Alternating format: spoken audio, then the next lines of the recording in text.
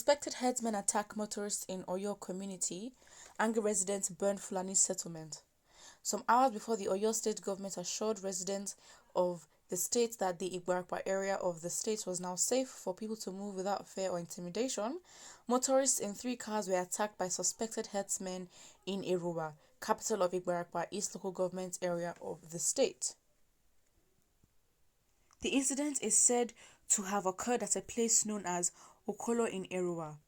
The commandant of Oyo State Security Network Agency Amotekun Corps, Olayinka Olayanju, had earlier declared that Ibarapa land was safe and free of killer herdsmen and kidnappers. The commandant, who stated this in a statement made available in Ibadan, said he would volunteer to lead anyone interested in touring the parts of Ibarapa land earlier hit by herders in the farmers' crisis. He also denounced some audio and video posts on social media which tend to raise what he called, quote, clearly unfounded alarms about the Ibarapa security situation, saying he had been moving in and out of the area for days now. Of course, you're protected with your convoy. What do you mean? According to him, farmers and the law-abiding people of the area are going about their businesses without molestation. But an eyewitness told Sahara reporters in Ibadan that the attack on people of Eruwa on Sunday morning led to burning of the Fulani settlement in Eruwa. He said many travelers who sustained injuries during the attack have been taken to an undisclosed hospital for treatment. But however, added that nobody was killed in the incident. Meanwhile, the state government on Monday said the Ministry of Health in the state had commenced the treatment of 3 victims of herdsmen attacks in the Igogon area. The Commissioner for Health, Dr. Bashir Bello, who spoke to the newsmen in Ibadan, said that the trio were currently receiving treatment in a government hospital in Ibadan and were in a stable condition. Bello stated that the decision to relocate the victims of the herdsmen attacks to Ibadan was taken by Makinde during his visit to Igogon last week. He said that the governor had directed the state Ministry of Health to arrange for the state government to foot the hospital bills of the 3 victims. A statement signed by the chief press secretary to the governor, Mr. Taiwo Adisa, quoted the commissioner as saying that all necessary biomedical and laboratory investigations had been conducted on the 3 victims.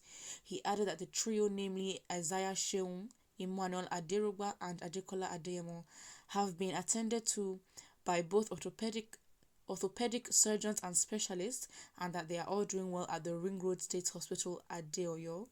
He maintained that all costs of the investigations done, laboratory investigations and the x-rays were borne by the state government, adding that the hospital management has been given the mandate to give the victims everything required without paying any bill.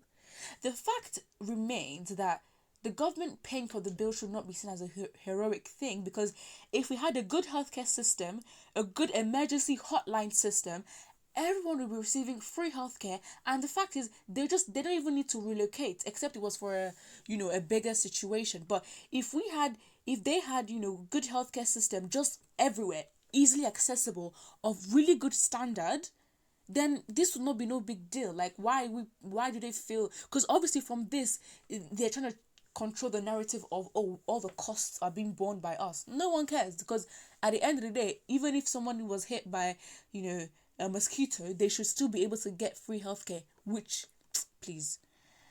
According to Bello, Makinde gave his word at Igogon that the victims will be taken care of, even if it required tertiary health facilities attention, noting, however, that upon evaluation, it was discovered that the 3 cases could be managed properly by secondary health facilities.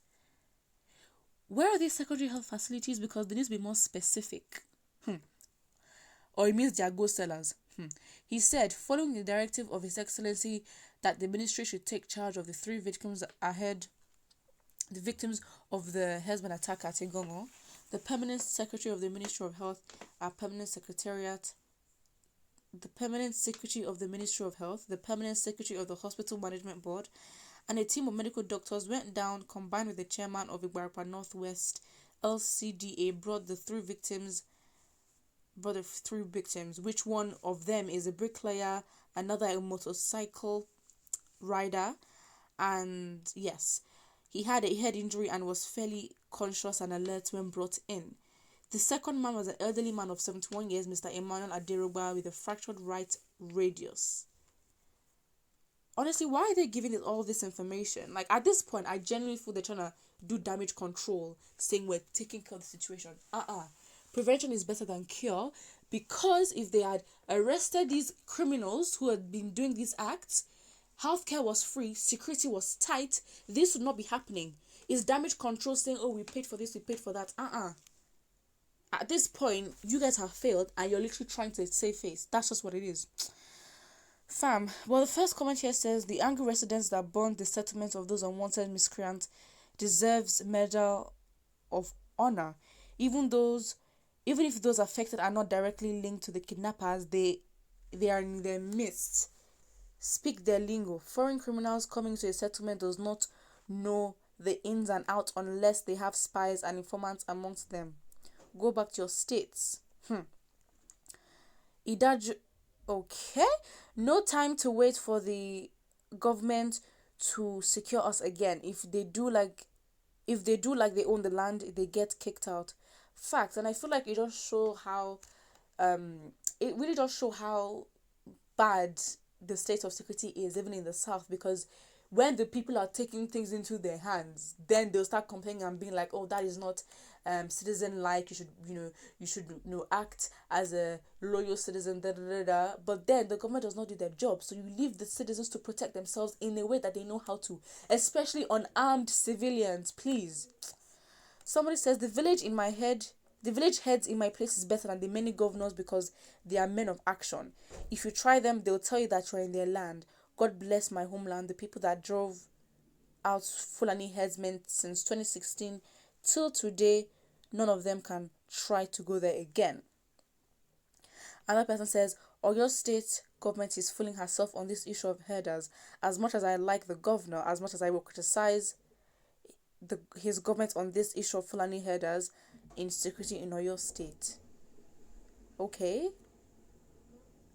Another person says, I knew that Amotekun will not go far. Their failure has started.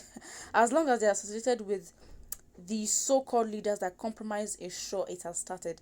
And I think that this is a very, very key comment, because they, with Amotekun and their whatever, they're not as effective, or as they don't carry a lot of power as much as IPOP does, because their leader, which is Mazi Nnamdi Kanu, he is literally so active. He's literally like he's feared, let's be very honest, because these people literally tremble, and then of course in the way that they do retaliate at him by making up some things or painting him in a bad light or trying to frame IPOB and Biafrans. That these people are scared, and that the way they retaliate definitely shows that they are afraid of him. Because with the Governor Makinde, you can't compare Governor Makinde to Nnamdi Kanu, for the fact that they should not even be in the same sentence. Another person says, it is getting rough all over the country. We said it before, the federal government is covering the Fulani militias. At this point, it is very, very obvious that nepotism is literally right in front of us. It's in our eyes. And right now, if you do not know, on Twitter, it's trending that they're going to go back. There's going to be a protest in the ends and the Lekki toll gate where the massacre actually took place, because this government is actually trying to reopen it, and of course we trust Nigerians, you cannot reopen it without justice. So if you can protest online, retweet #we're taking the land back, and that's just what it is. And yes, please don't forget to like and subscribe, because content is coming up in this page. Thank you.